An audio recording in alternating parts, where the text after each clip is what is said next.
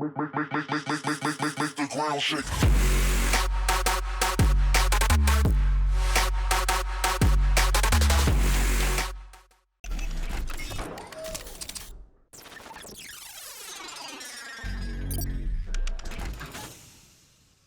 Hey guys, how's it going? My name is Bosswave, and welcome back to another Borderlands pre-sequel video. And today, I have another unique / legendary weapons guide for you guys, and we're going to be talking about all of the weapons that you can acquire in the Holodome Onslaught DLC. I know it's not the best DLC in the game, but I know it's kind of awkward because, I mean, we're in the Claptastic Voyage DLC right now, and how I went over the Claptastic Voyage DLC weapons was kind of different because I went over each weapon individually, but since there aren't that many weapons, I decided to just put them all together in one video.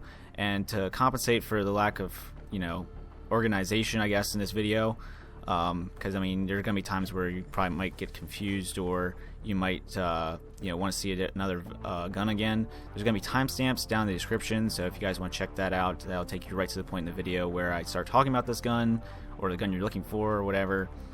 And yeah, I'm just trying to go through here and get through them as quick as possible. It's going to be a little confusing, I know, because there's one gun here that's actually very confusing. I'm going to save that for last because it keeps throwing me off, honestly, and I really don't have a better way of explaining it other than it's just a clusterfuck, honestly.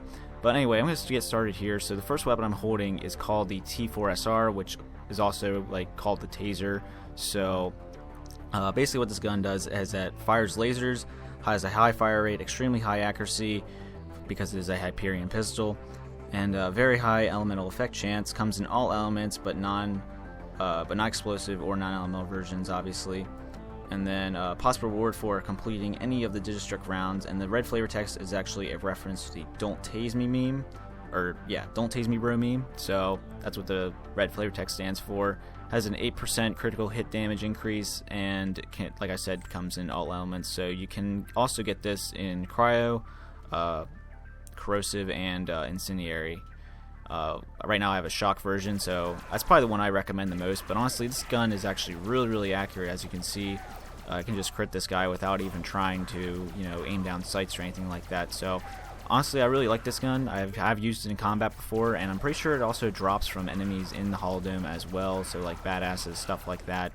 But yeah, the next gun here is called the Plunkett, and is actually probably one of the better weapons in this DLC. It's a possible reward for completing any of the Digistruct rounds. Critical hits remove ammo from the wielder's ammo pool instead of the clip, so this is actually a really good gun to have on characters like Nisha or Claptrap, simply because their skill points really work well with this gun and they have a lot of synergy.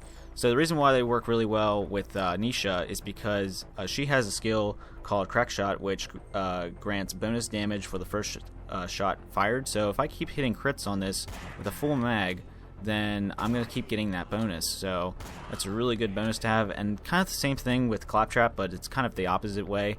If I empty out my entire magazine, so just pretend my magazine only has one shot in it. If I keep doing that, keep hitting crits after that with that one single shot, then I'm never going to lose that shot, and I'm going to keep getting more bonuses for that. So, and I can imagine as well that this gun would work really well with Aurelia because she does have that sniping skill tree. So I can't imagine that this gun wouldn't work well with her either.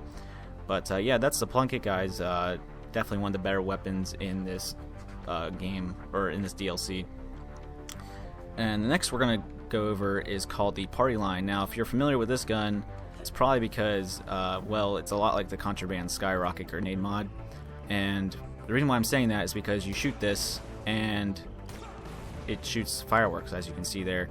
And then when you reload it, since it is a TD or shotgun, it explodes like the Contraband Skyrocket would as well. So this is kind of like the, I guess, big brother toward the Contraband Skyrocket grenade mod. And I really do like this shotgun, but I just wish it did more damage, honestly, and it had a little bit more accuracy to it. But other than that, I have no complaints with the shotgun. I think it's a really nice shotgun to have. And by the way, this gun also only comes in fire elements and is a possible reward for completing any of the Digistruct rounds, and I'm sure I think drops from enemies as well, like the badass enemies and stuff like that. So yeah, after that we're gonna go on to the next gun, which is called, well, actually it's a legendary rocket launcher. It's called the Berrigan, I think that's how you say it, is a possible reward for completing any of the badass rounds. So like if you, once you finish all the regular rounds, I think there's like 5 different rounds, you will get the badass round, which you can play as many times as possible. And this is a Vladoff legendary rocket launcher, as you can see. And the red flavor text there says your gun is good, but mine is better. And what that stands for is that, hold on, I got lost here in my notes. Comes in all elements, fires a 3-shot burst, firing 2 rockets at a time. Only uses 1 ammo per trigger pull. So this is pretty nice Vladoff rocket launcher, and I'm going to try not to down myself with this thing. But it's really nice. I mean, it's kind of, you know, when you pull the trigger, it shoots those 3 rockets, but it only takes 1 shot from it. So it's really ammo efficient, I guess, as far as ammo goes for a rocket launcher. And it does come in all elements as well, so that's really nice to have in a rocket launcher. But I'm going to switch over to the next set of guns here real quick. Just stand still there. Okay. The next gun we have here is called the Boxxy gun, and this gun is honestly not that very good. Is a reward for completing round 2 of the Digistruct Madness, and always is a shock element SMG. It has a chance to drop from defense destroyers apparently, so what those are like the destroyers that you encounter, I guess, in one of the rounds. So they do have a chance of dropping this gun from them.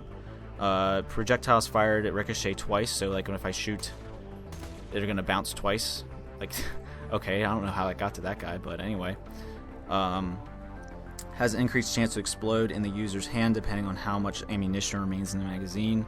So that's the only downside of this gun, since it is a TDR SMG. So when I reload it, it has a chance to shock me, and that's why this gun isn't that good. So don't use this gun, basically, because I mean, this is not very good. I can't think of it being good with any of the subclasses or any of the classes in Destiny. What am I saying right now? Holy crap, I just went on a completely different game for a second there. Different class in Borderlands. Holy crap, I've been playing too much Destiny. And then after that, we have this gun, which is the gun that I was talking to you guys about earlier that would throw me off like crazy. So this gun has many unique parts to it, and that's a special effect of this gun. And the red flavor text is a Binding of Isaac reference, so if you're familiar with that game, that's what this is from. And you're probably wondering why these guns have like different colors for like the elements, and that is because of the crazy effects these guns have. There's 2 different barrels. So, one is a unique scav barrel, which only gives slow bullet velocity, and then the other one is an E-Tech like barrel, which gives slow bullets velocity flying in sewering trajectory. So that makes them like scatter kind of when you shoot them. I'm going to try to demonstrate that here with this gun. See how they kind of scatter. Now the 3 bullet effect is kind of a different effect that's also implied with this gun, and this one just fires regular bullets. And then after that, there are unique elemental modifiers. So this gun can obviously come in cryo-corrosive, but it cannot come in shock or incendiary. Those 2 elements are replaced with something else. And after that, this red modifier here, that's not it.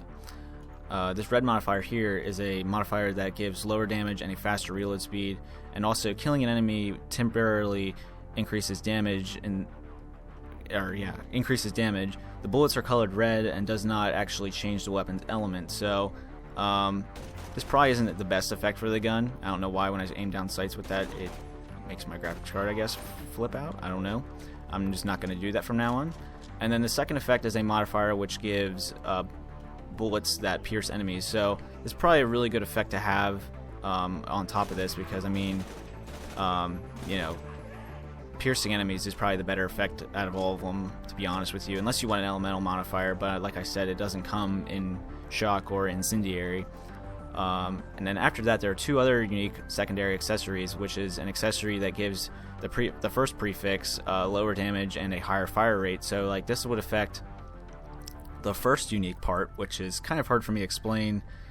Like I said, the bullets are colored yellow, so that's why this one, the bullets are colored yellow in this gun, because it affected the first modifier and made it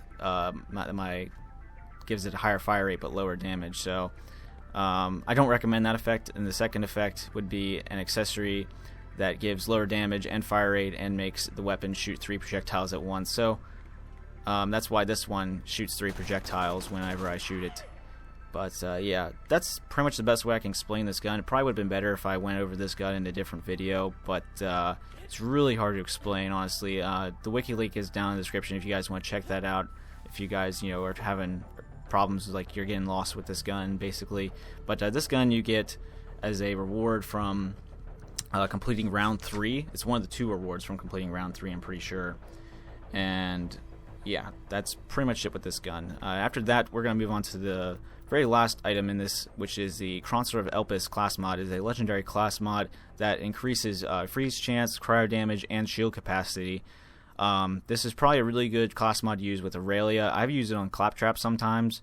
I wouldn't recommend it, obviously, on Athena unless you're doing something different with her.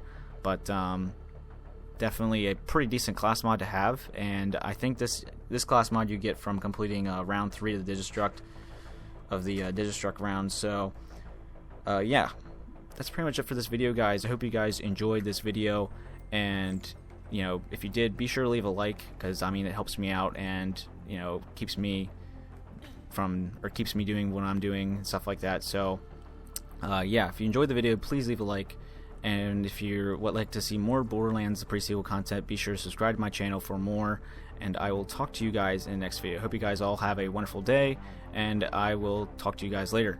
My name is Bosswave, and yeah, I'm out of here. Peace.